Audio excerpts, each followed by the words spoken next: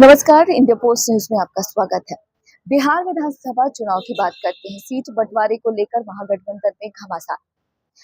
महागठबंधन में RJD, Congress, VIP, तीनों वाम दल, जेएमएम और राष्ट्रीय एलजेपी शामिल है।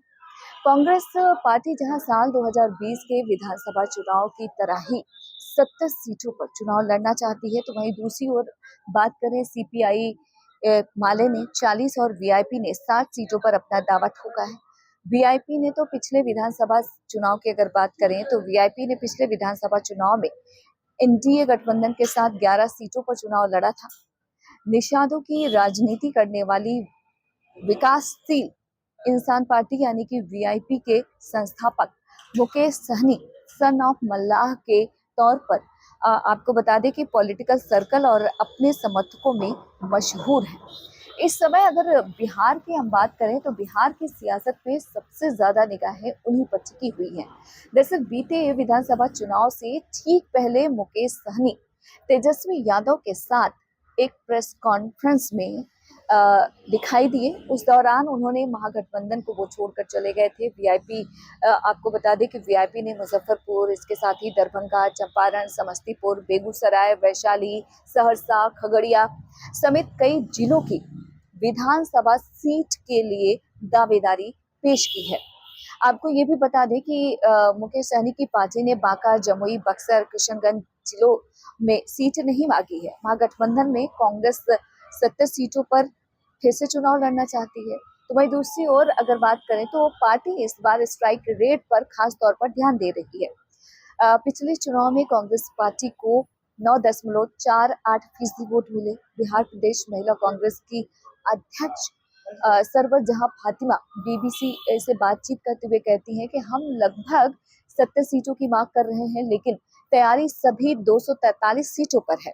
अभी बहुत कुछ तय होना बाकी है, लेकिन जहां तक कांग्रेस के उम्मीदवारों की बात है तो इसमें भी सोशल इंजीनियरिंग का खास ख्याल रखा जाएगा, ताकि दलित, पिछड़े और इसके अलावा मुसलमान, आदिवासियों को प्रतिनिधित्व मिले।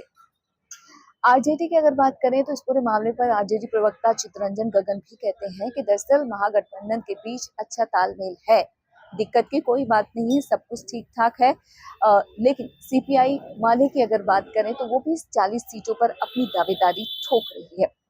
आपको बता दें कि दरअसल अगर पिछले बार की बात करें तो माले ने पिछली बार 19 सीटें पर चुनाव लड़ा था और 12 पर उसको जीत हासिल हुई थी।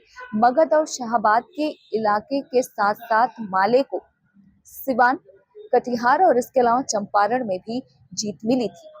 ऐसी कई सीटें हैं जिसको पाने के लिए दोनों ही गठबंधनों के भीतर काफी खींचतान होना स्वाभाविक माना जा रहा है। इन्हीं में से एक है बेगूसराय की मटिहानी सीट। आपको बता दें कि पिछली बार यहां से एलजेपीआर के राजकुमार सिंह ने जीत हासिल की थी, लेकिन बाद में राजकुमार जेडीयू में चले गए।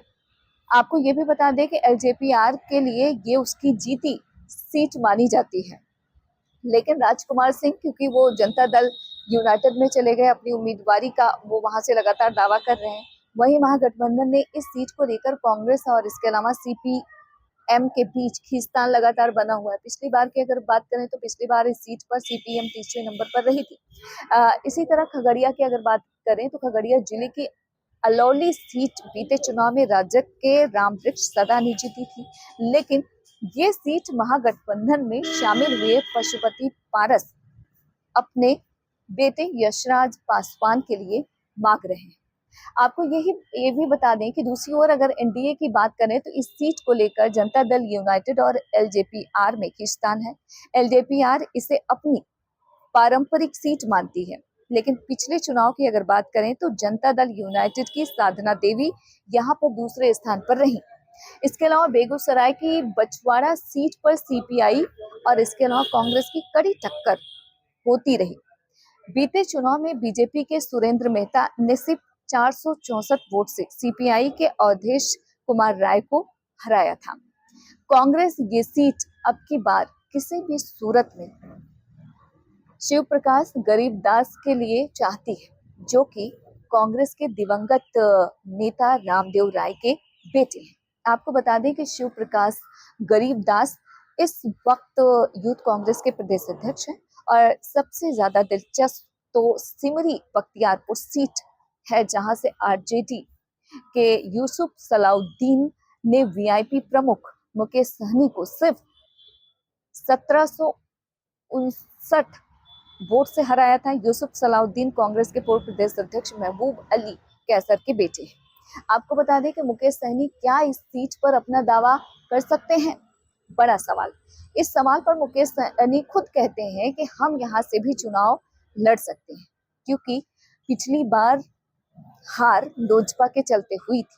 अभी वर्तमान में स्थितियां बदल गई हैं। अभी वर्तमान में उम्मीदवार के प्रदर्शन की समीक्षा होगी, जिसके बाद फैसला किया जाएगा। ये भी संभव है कि हमारी पार्टी के सिंबल पर राजद का उम्मीदवार चुनाव लड़े। इसी तरीके से आपको बता दें कि सुगौली मधुबनी सीट पर भी राजद जीती और वीआईपी दूसरे नंबर पर रही, और इस वजह से भी अब देखना यही होगा कि क्या कुछ होता है। दिल्ली से इंडिया पोस्ट न्यूज के लिए ममता चतुर्वेदी।